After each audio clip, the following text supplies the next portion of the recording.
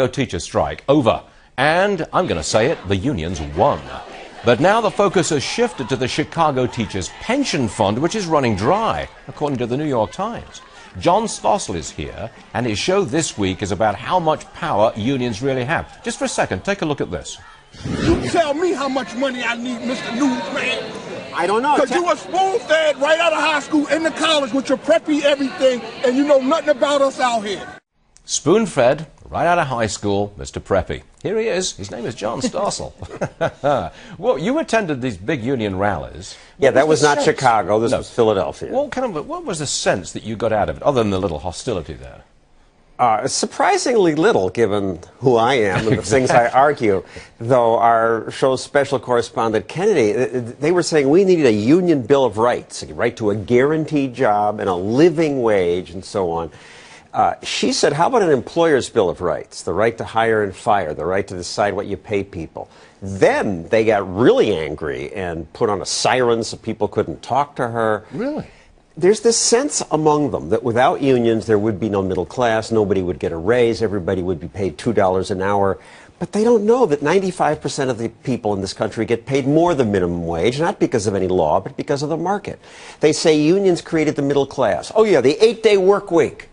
Well, in truth, Henry Ford in 1914 created the 8-day work week to compete, to attract good workers. He doubled workers' pay. The UAW didn't appear to organize until 30 years later.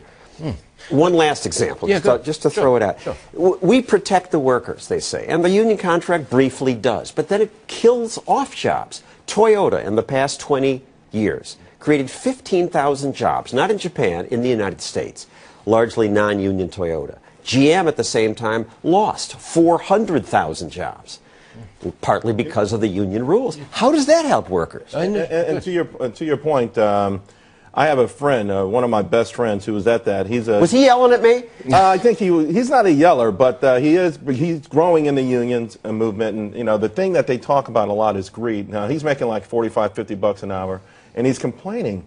And you know, this is a guy, he didn't make that much money just a few years ago. So, you know, the idea that somehow, and this bothers me because this seems to be the underlying theme in this election as well, that somewhere along the line, maybe government may have to step in and decide where to cut off greed levels for the owners out there. Greed levels. Greed levels. Value-laden Just word. how much profits do you need? We've heard President Obama say things like this before.